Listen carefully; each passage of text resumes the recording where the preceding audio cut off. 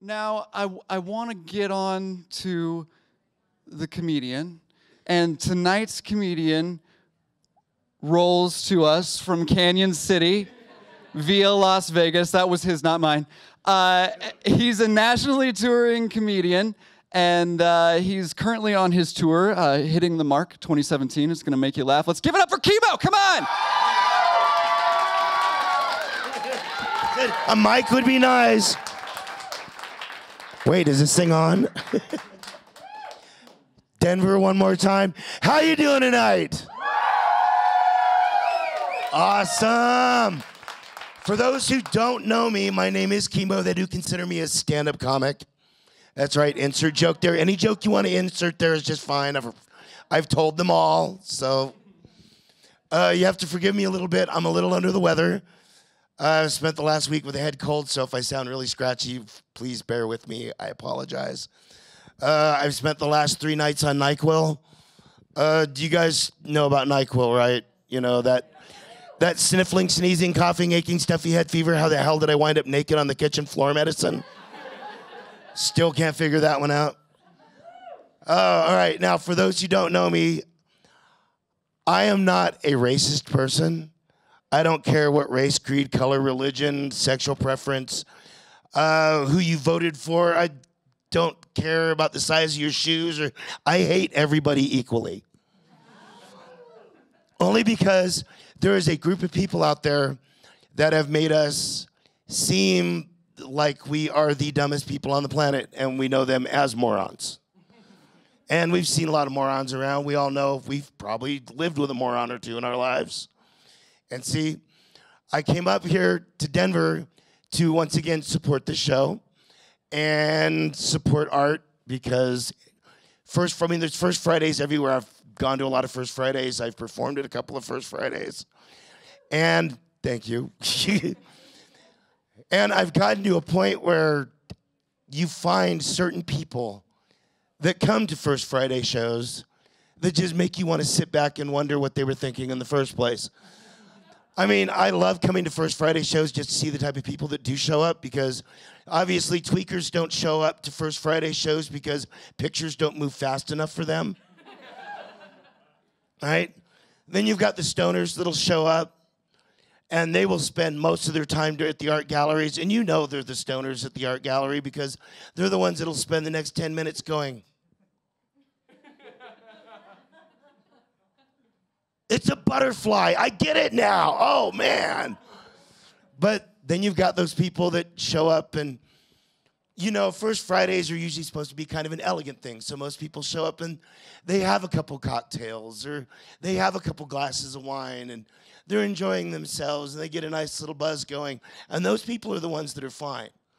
It's the ones that make everybody else look bad or the dumb ones that sit there and take it maybe 7, 8 drinks too far. And you see them at the end of the gallery walk, and they're the ones looking over at their other half going, honey, no, honey, buy that one. That's the one I want. Just how much? I don't care. Just how much? Just ask the manager. I love the arches. Come on, let's just get. Wow, nobody gets the McDonald's joke. I love that nobody eats there. Awesome. Healthy people in the audience. Good. But see, this is where I start finding dumb people is recently I said I've been on tour for a little while and it was a couple weeks back. A couple of people know this that are in the audience. It was a couple weeks back. We were on our way back home so we could take a break. And I got hungry on the road. And we decided to stop at this restaurant for a late dinner or early lunch or I can't even remember the timing on that one at that point anymore because when you're on the road that long, it just, you know, just like this right now, it just drags and drags. And I'm just kidding. So I go into this restaurant and for legal reasons, lawyers, I can't tell you the name of the restaurant, but I rolled in hungry. I was tired.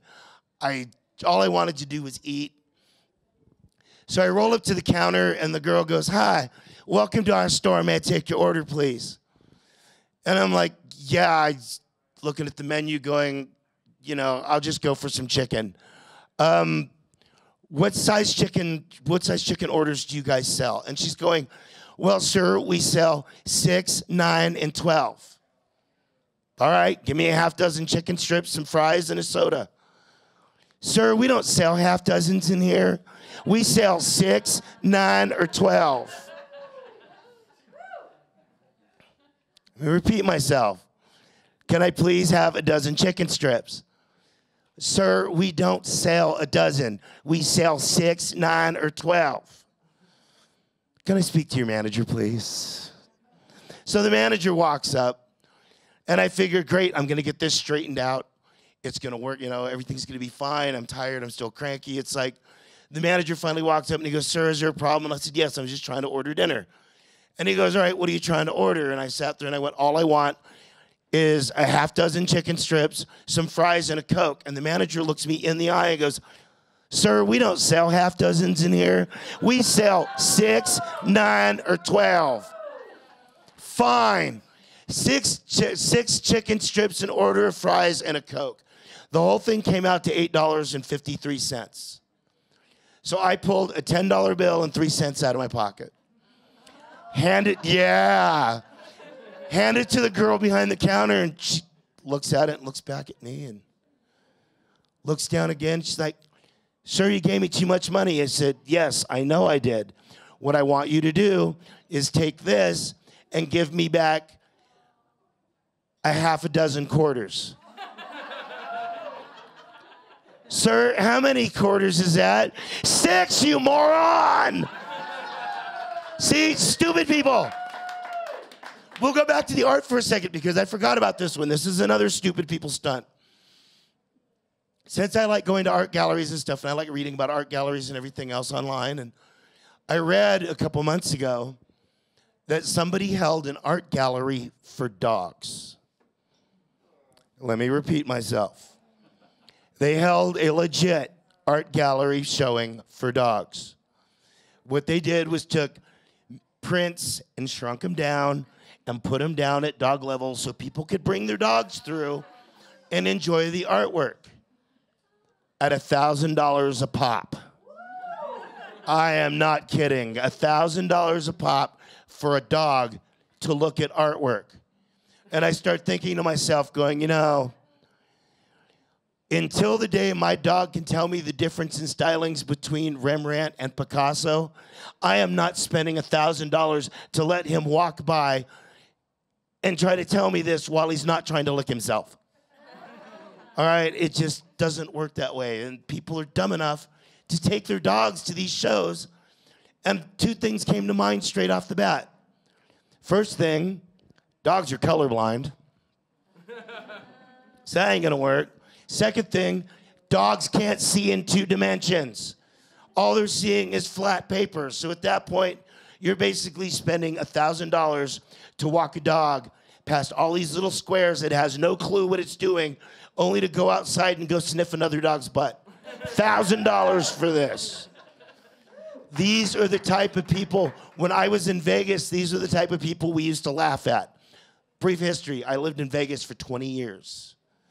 Not the highest point of culture in my life, but once again, oops, lawyers. Anyway,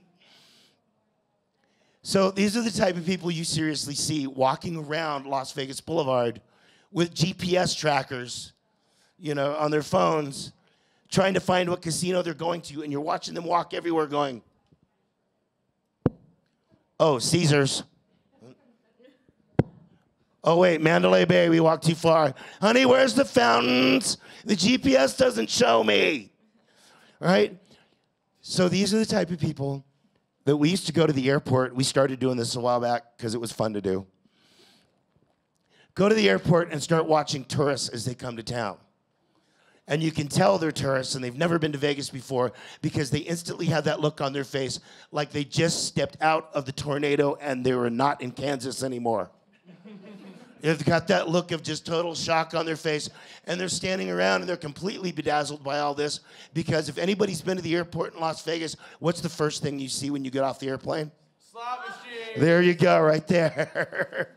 right? So there's gambling everywhere. So these people start going, oh my God, we're in Vegas. We don't know what to do. We have to gamble. We need to go over here and gamble. Wait, I can't get over by these machines because there's a bunch of little people all over the place. Oh no, we're being surrounded by midgets. No, they're just Asians with cameras taking pictures of everything.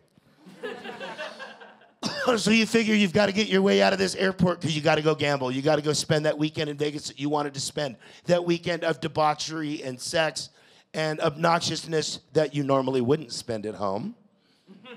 Unless you live in Colorado, that's another story.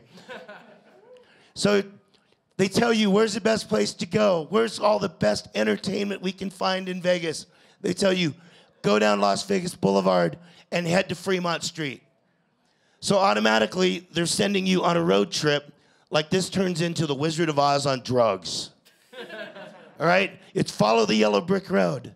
So you spend 3 days trying to follow the yellow brick road on your weekend, hitting every single casino you possibly can to look at everything on the insides. Only to find out that it's 3 days later, you've spent all your money, you pawned your plane ticket,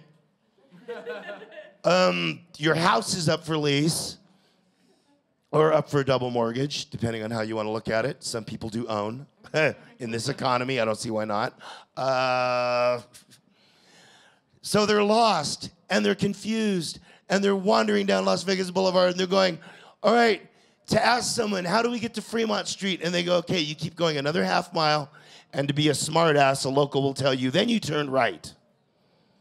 Now, for those who don't know Fremont Street, it is split up in two sections. The left-hand side of Fremont Street is wonderful. It's got lights, it's got casinos, it's fabulous looking. There's people doing painting, artwork everywhere, the whole 9 yards. They send you to the right, which is like sending you down the dark forest. Because all of a sudden you're walking down, none of the street light work, and you sit there and look, and all you see is junkies and pimps and whores, oh my. Junkies and pimps and whores, oh my. So at that point, you're panicking. You're like, wait, I need to get back. I see lights the other way. Maybe I can get back toward those casinos. You start heading back, and you ask somebody at this point, because by this point, you've lost all your money. You're completely disheveled. You have nothing else left to do, and the only thought that comes to your mind is, how the hell am I getting out of this town? So you ask a local at that point, while you're walking under the big canopy, how do I get out of this town? Well, if you keep walking down Fremont Street, you'll see a building with a dog on it. Building with a dog on it. Building with a dog on it. All right? So you're walking past the hookers and the junkies and the pimps and the crazy people that are all over down there. And you realize, as you're looking at the building, they sent you to a Greyhound station, and the only thought running through your mind at that point is, I'm coming home!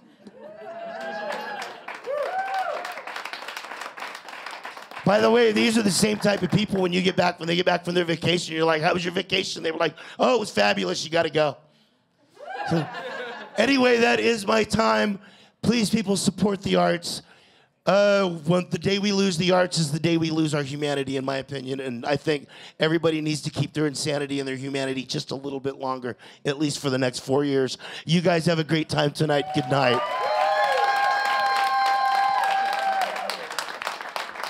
Thank you, sir, so much. Really do appreciate you. Hey, you're on tour. You've got some shows coming up. Why don't you tell us where we can see you next? Throat permitting, anyway. My next two shows are actually April 8th in Canyon City, Colorado at Somewhere Saloon. And then we have a special show back in Canyon City on May 20th that we are doing kind of a version of Whose Line Is It Anyway? We're taking 4 to 5 of our best comedians that we used for Lucid Dreaming Entertainment, and we're putting them all on stage at once for an hour and a half. So we have no clue what's going to happen that night, but definitely it'll be a show to see. That sounds awesome. It sounds exciting. Once again, facebook.com/Lucid Dreaming Entertainment, or on Facebook, Kimo - submitted for your disapproval. Awesome. Thank you for being here. Really appreciate it. Great show.